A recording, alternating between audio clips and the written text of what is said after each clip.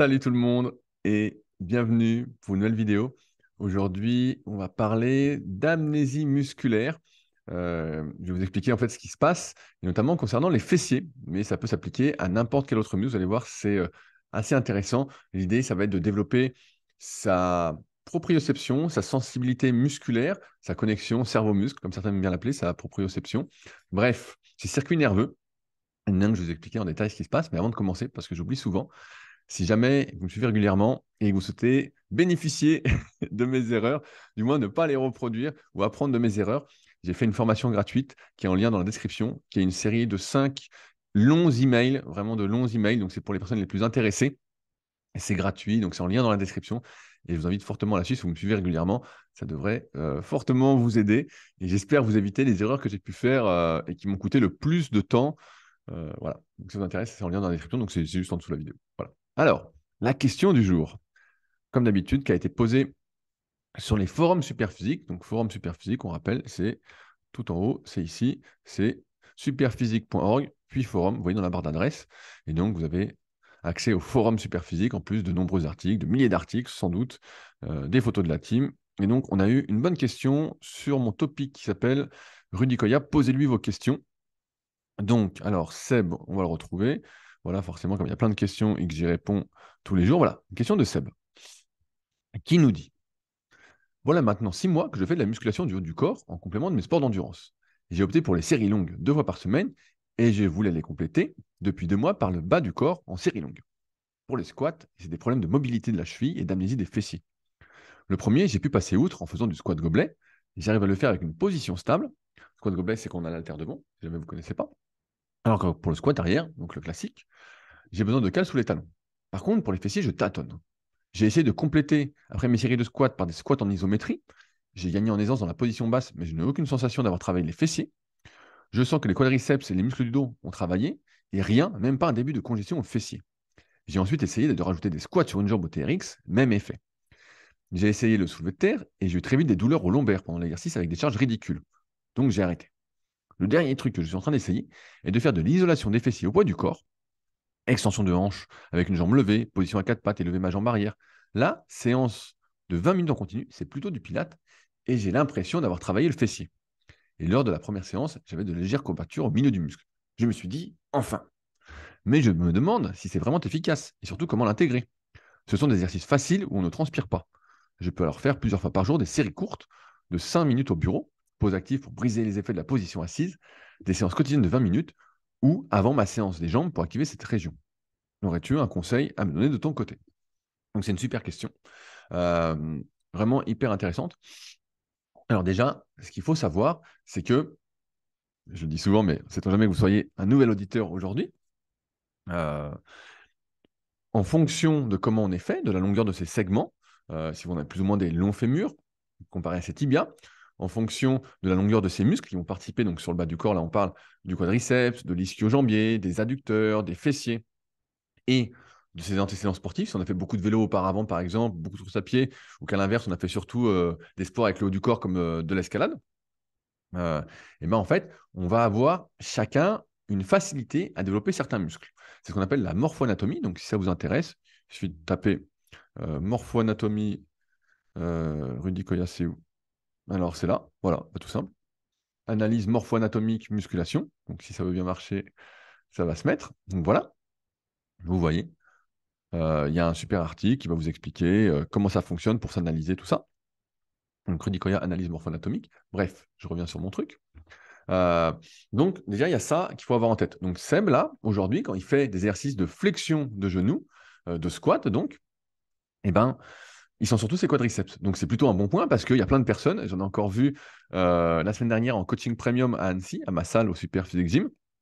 Je pense notamment, ben voilà, les 2 exemples, j'ai eu Louis qui est passé, donc je ne sais pas s'il regardera cette vidéo, qui est un de mes élèves, en coaching à distance aussi, et qui est passé pour se faire analyser, donc analyse morpho-anatomique, analyse articulaire, construction de programmes plus personnalisés encore, les étirements à faire, tout ça, bref. Et lui, quand il fait du squat, il se met en squat et on voit tout de suite qu'il prend dans le cul. On voit, il prend dans le cul et beaucoup moins dans les quadriceps. Et à l'inverse, j'ai eu Jérémy qui est venu dimanche pour un coaching premium aussi. Et lui, bah, c'est simple, quand il fait un squat, on voit tout prendre dans les cuisses et justement, le cul, les fessiers, c'est un gros point faible. Et donc, c'est ce que j'explique dans le tome 1 de la méthode Superphysique, c'est qu'il y a souvent des compétitions entre les différents muscles qui participent. On pourrait penser que tout participe de concert et tout se développe en même temps, mais pas du tout. En fait, tous les exercices qu'on fait sont des exercices plus ou moins d'isolation. Il y a toujours un muscle, un groupe musculaire en tout cas qui va se faire plus que les autres. Et pour Seb, là, bah, c'est les quadriceps. Donc Seb, c'est plutôt un avantage d'un côté. Moi, je vois plutôt un bénéfice. Mais par contre, effectivement, il y a un problème pour développer tes fessiers. Alors, pour ce faire, il faut réfléchir aux fonctions des muscles. Alors, c'est peut-être un peu compliqué, mais je vais le faire très simple. Tout ce qui va être extension de genou, c'est en général les quadriceps. Là, si on prend quadriceps ischio et entre guillemets fessier, je simplifie, l'extension de genou, c'est les quadriceps. Par contre, les fessiers et les ischio-jambiers, c'est là que ça peut se corser peut-être entre les deux, ils font de l'extension de hanche. C'est-à-dire que je fais en gros un soulevé de terre jambes tendues, je me relève d'une position où j'ai le buste penché en avant. Ça, c'est les ischio et les fessiers. Et donc, par rapport à ça, Seb, et pour ceux qui m'écoutent aujourd'hui, eh ben, en fait, si on veut travailler, développer les fessiers, il faut réaliser une extension de hanche. Pour ce faire, on va réfléchir aux exercices qu'on peut faire. Donc, il y a le soulevé de terre, il y a des extensions au bas lombaire, il y a le fameux hip thrust, il y a l'exercice que tu fais, Seb, l'extension de jambes levées. On pourrait même rajouter des exercices, là on parle que du grand fessier, mais tous les exercices d'abduction, donc pour le moyen fessier, où on va élever la jambe sur le côté. Il y a des machines à abduction aussi. Bref, il y a plein d'exercices en fait que tu peux faire pour travailler plus les fessiers. Alors après, comme je disais, il y a ce problème, on va dire, de recrutement entre les fessiers et les ischio-jambiers. Il y a souvent l'un des deux qui prend l'ascendant. De ce que j'ai vu de mon expérience, après avoir fait des milliers d'analyses de gens, c'est que souvent les fessiers prennent plus l'ascendant que les ischios. C'est rare d'avoir quad-ischio, mais ça arrive, comme Jérémy ce dimanche, mais c'est très rare. Et donc, dans ce cas-là, si on est vraiment sur un problème d'amnésie des fessiers, moi je vais le définir par le fait de notre corps ne conscientise pas, ne sait pas où se trouvent nos fessiers. Ok, c'est plus ça la mise des fessiers, c'est que j'arrive pas vraiment à les utiliser au détriment des autres muscles. Et en plus, plus on renforce la sollicitation d'un muscle agoniste, donc qui fait les mêmes mouvements, qui participe aux mêmes mouvements, plus ça va être facile pour nous de l'utiliser avec moins d'efforts. Et rappelez-vous, on cherche toujours le confort, la facilité, c'est l'être humain. On est comme ça, c'est dans nos gènes. Et c'est pourquoi il faut utiliser une stratégie de résolution de points faibles. Donc pour ce faire, j'ai fait un très très gros article sur mon site, rudicoya.com, encore une fois. Vous pouvez taper rattraper ses points faibles en musculation, vous le voyez à l'écran. Et donc, où je vous explique vraiment en détail plein de trucs. Donc, je vous invite à le lire pour aller un peu plus loin que cette vidéo. Vous verrez, c'est super intéressant. Bref. Et donc, Seb, aujourd'hui, pour moi, tu fais la meilleure chose qui soit, à savoir faire un circuit. Déjà, tu as trouvé des exercices qui peuvent solliciter ton fessier, où tu sens surtout les fessiers. Donc ça, c'est le premier point. Trouver des exercices qui nous conviennent d'un point de vue morpho-anatomique. Parfois, on va vous dire, faites du hip thrust, et puis si vous n'avez pas de bol, entre guillemets, si on prend ce côté-là de la pièce, et bien, vous allez surtout faire les ischios. Alors on va dire, oui, mais c'est ta position de jambe, tu n'as pas les jambes assez loin, tu n'as pas les jambes assez près, tu n'as pas les jambes assez écartées. Bref, on va trouver toutes les astuces possibles, on va tout tester, et ça peut rester sur les ischios. Donc la première chose à faire, c'est de trouver un exercice au moins, et ça, on en a tous un, on peut trouver un exercice qui sollicite la région où on a du mal à développer, à solliciter. OK? À partir de là, il faut répéter cet exercice, c'est la deuxième étape, le plus souvent possible. Le plus souvent possible. En fait, c'est de l'apprentissage moteur, c'est de l'apprentissage nerveux.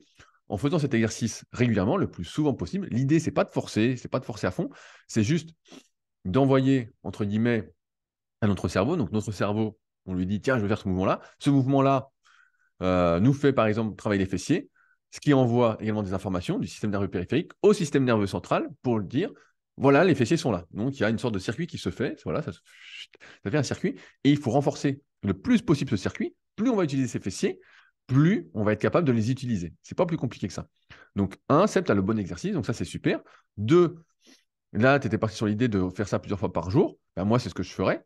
Si vraiment tu as le temps et que tu es motivé, et en plus, ça ne te fait pas transpirer. Donc, moi, je trouve ça génial. Comme ça, tu n'as pas besoin de prendre une douche à chaque fois. Voilà. Donc, ça, c'est cool. Et tu le répètes, tu le répètes, tu le répètes. Alors, certains me diront, ouais, mais moi, je veux prendre du muscle et pas avec ça, je vais prendre du muscle. C'est normal parce qu'il faut voir cet entraînement-là en deux étapes. La première étape, c'est de développer. Je peux me remettre en grand écran parce que là, j'aurais plus rien à dire là-dessus. Voilà, je suis là. Euh, la première étape, c'est tout ce qu'on appelle ce travail cardio-musculaire nerveux. Ce travail fréquent des fessiers va faire qu'on va développer donc ce circuit nerveux. On va avoir plus ce qu'on appelle de myéline autour du circuit des fibres nerveuses, des nerfs qu'on va utiliser pour faire les fessiers, donc ça va être plus facile d'utiliser les fessiers. Et d'autre part, en utilisant les fessiers, on va développer, pour ça je dis cardio-musculaire, tout ce qui va être mitochondrie, capillaire, oxygénation de la cellule musculaire, qui va nous aider ensuite à pouvoir supporter un vrai volume d'entraînement. Parce que pareil, quand on n'a jamais utilisé un muscle, et bien en fait, il est très peu, qui n'a jamais utilisé, très peu utilisé en tout cas, il a très peu d'endurance, très peu de force, il n'est pas capable de supporter beaucoup de volume, ce qui fait que bah voilà, on fait un exercice, on fait 3 séries de 20, puis on n'a plus rien. Moi, j'ai souvent l'exemple, moi j'avais beaucoup l'exemple quand je coachais en salle, à mes débuts, de gens qui étaient sédentaires et qui me prenaient des coachings en salle, et je leur faisais faire des abdos, et au bout de 3 séries de 10, ils ne pouvaient plus se relever, quoi. Ils se roulaient par terre après le crunch. Merde, ça m'a dézoomé, mais j'étais trop vite pour la caméra. Et donc, qui avait du mal à se relever, c'était vraiment. Je ne sais pas si c'était drôle, mais voilà, pour dire qu'au début, on n'utilise pas un muscle, ben on n'a rien dessus. On n'a rien dessus. Ok, donc ça, c'est la première étape, Seb, c'est en faire tous les jours, tous les jours. Et la deuxième étape, c'est au bout de quelques mois, normalement, tu vas sentir sur tes exercices que tu fais habituellement, que ce soit tes exercices de flexion, extension de genoux, donc tes squats, par exemple, et ben, tes fessiers vont participer de plus en plus au mouvement, de plus en plus. Mais c'est un travail que tu vas devoir faire quotidiennement, ou au moins 5 ou 6 jours sur 7. Plus tu en fais, mieux c'est. Voilà, c'est pas plus compliqué que ça. Sachant que je crois que tu es plus tout jeune, donc il va falloir mettre la dose, hein, vraiment le plus souvent possible. Et à partir de là, tu vas pouvoir les ressentir dans des mouvements où tu vas pouvoir mettre du poids et peut-être même sur des exercices après d'extension de hanches, comme la soulevée de terre, bah, tu dis que ça te fait mal au dos, donc je ne vais pas rentrer en détail là-dessus, c'est pas le sujet d'aujourd'hui, mais par exemple sur du hip thrust, ou peut-être que si tu sentais les ischio-jambiers aujourd'hui, eh ben, tu sentirais les fessiers de plus en plus jusqu'à ce qu'ils fassent une majeure partie du mouvement. Et grâce à ça, et ben, ensuite tu prends les fessiers avec un entraînement classique sur du hip thrust, sur des abductions, euh, sur des extensions au banc lombaire si tu fais des extensions au banc lombaire. Bref, mais il y a tout ce travail de fond à faire en amont pour le point faible, où on va pas prendre du muscle ou presque pas. Mais bon, après, c'est pas grave, hein. Il faut toujours voir à moyen et long terme en muscu pour prendre du muscle ou pour développer quoi que ce soit, notamment quand c'est un point faible. Et ensuite seulement, le travail classique, où là, les exercices plus classiques, où tu vas pouvoir mettre vraiment des poids de plus en plus lourds, et ben, vont te permettre de progresser et de prendre du muscle. C'est comme ça que tu dois voir l'entraînement. Et ça marche pour n'importe quel muscle, que ce soit pour les pecs, pour les biceps, pour les triceps, pour les épaules. Il faut trouver un exercice. Pour le dos, c'est un peu plus compliqué. Mais il faut partir de ce postulat-là, en dehors de toute notion, encore une fois, de morphoanatomie, parce que parfois, en fait, on a le fessier tellement court. Je prends un exemple. Imaginez que c'est vos jambes, tout ça. Là, si votre fessier, il fait tout ça, vous vous dites, ouais, mais ça y est, j'ai le fessier hyper long, c'est bon. Par contre, si vous avez le fessier qui fait que ça, et qu'ensuite, bah, c'est l'ischio-jambier qui fait tout ça, bah, forcément, votre potentiel de développement, voilà, si ça fait que ça, votre fessier est bien moindre. Et donc, finalement, vous arriverez à développer vos fessiers, mais pas autant que celui qui a le fessier long comme ça. Voilà, c'est pas plus compliqué que ça.